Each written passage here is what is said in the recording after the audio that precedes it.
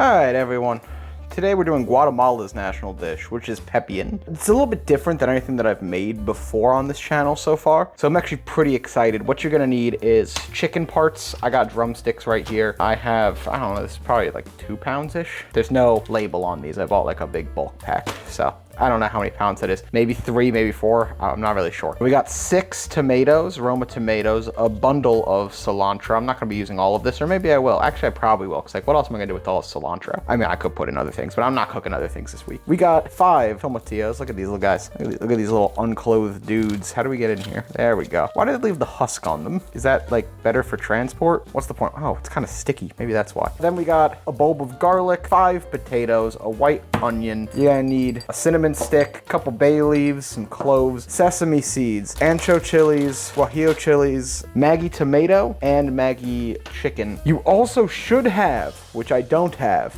pumpkin seeds. I'm allergic to pumpkin. Not gonna include something that I'm allergic to, because obviously then I can't eat this. Black pepper, salt, you're gonna need those as well. Didn't really bring them up. And you could use a piece of stale bread, which I think I have. It's not here yet though, because I haven't really decided if I'm putting that in yet. So let's get working on the cooking. First step, grab a sheet tray, and we're gonna get our vegetables on it. So we need our tomatoes, and then our little green guys. Peel them. You don't need the husk. Oh wow, they are really sticky. I've never cooked with these before, so I didn't realize as I unsheathed the tomatillos that they would be so sticky.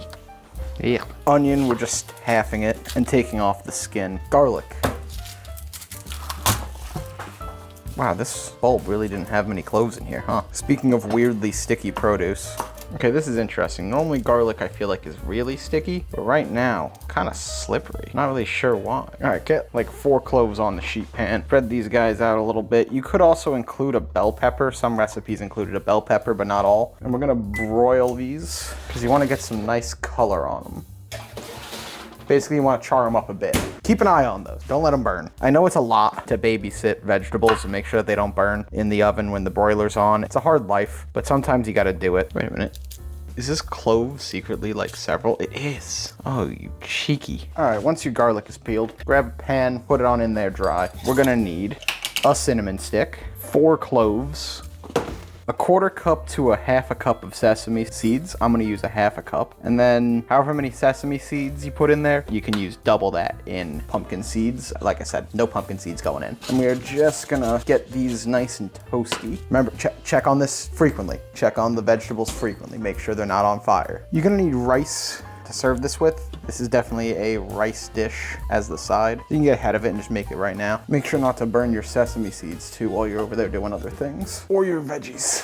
Those are starting to sear up pretty nicely. Remember people, cooking doesn't have to be a juggling act, but boy oh boy is it more fun when it is, you know? When there's that risk of everything burning and going horribly wrong, you get a good thrill out of it. At least that's how I am. What is popping? See, this is what I'm saying. This is the thrill that I'm talking about. Okay, when the sesame seeds start popping, that's how you know that they're done. Also, like some of them are a little black. Let a few of them go for a little bit too long.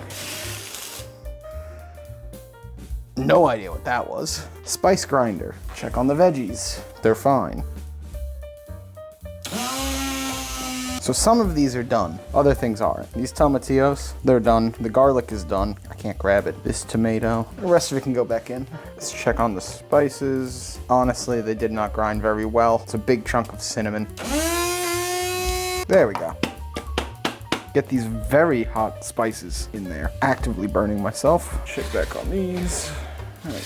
They're fine. Everything's going fine. Don't even worry. Grab these raw pieces of garlic, get them in there. While we wait for the other things, let's get our peppers in here. We need 3 ancho. They need to be de-seeded and de-stemmed. And then you're gonna need 3 guajillo as well, but since that's about all that I can fit in here, go ahead and add a little bit of water. Smell something burning, that's never good. It's never a good smell. Oh, actually it's fine. These are perfectly fine. I don't know what I was smelling there.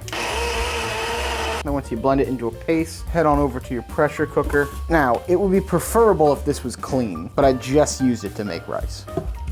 there's gonna be a little bit of rice juice in there. Now while we wait for the other vegetables, we need 6 guajillo chilies. Probably butchering the pronunciation there. Also de-seeded and de-stemmed. Okay, the tomatoes are definitely done. Okay, once you got your peppers in there, go ahead and grab these very hot tomatoes. Fuck. Go ahead and wuss out and grab some tongs to grab out these very hot tomatoes. And your onion. Again, just a dash of water so it actually blends.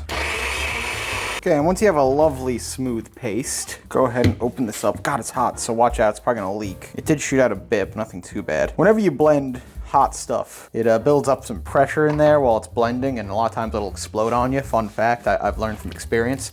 Get that in there too. Let's get into our drumsticks here. You don't have to rinse your chicken, I just like to. I probably could have used a full nother pack, huh? Get them on into the pot. That was a mistake. Those went everywhere. Your potatoes that you washed. You did wash them. Did you? I'm gonna stop. I'll wait. All right, we can continue. How did this happen? Oh, wait, what? What?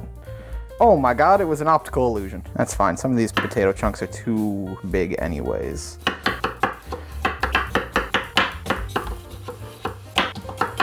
All right, and get your potato chunks in there as well. I saw some recipes include green beans, so I guess do that if you want. It was only a couple, but some of them definitely did. Bay leaves, you need 2. I have a bunch of little crushed up ones, so we're just gonna put them all in. A chicken Maggi cube, a tomato Maggi cube, salt, like a teaspoon or so. Black pepper, about a teaspoon. In case you're wondering at what point the stale bread was supposed to come into play, it was when you were blending things a minute ago. You could put a stale piece of bread in there to thicken, but I don't think we're gonna have a thickness problem here. And you're gonna need enough water to cover everything. And mix it up because there's 2 different layers of paste in there that are supposed to be 1 layer of paste. You add in a bunch of water too. You don't want all the water sitting at the top. I was nervous for a second because it didn't look the right color of orange, but now that I mixed it, it is the correct color of orange. Also grab some of your cilantro and just get it in there as well. And that's pretty much it. You're gonna pressure cook this for about 45 minutes and you're good to go. I'll see you guys then. All right, we're back. I don't remember if I ever even said the name of this dish. It's Pepián. That's the name, Pepián. It's done. Looks really good, actually. Pretty excited. I tried to make a duck out of rice and it fell apart and didn't work, but that's fine. So I'm gonna start with some potatoes. This could also be eaten with tortillas.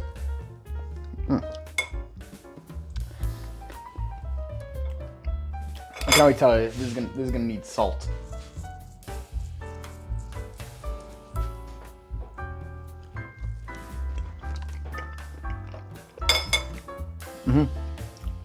Yeah, it just needs some salt. Pretty good. The cilantro really comes through, but let's go for the main course here, the chicken.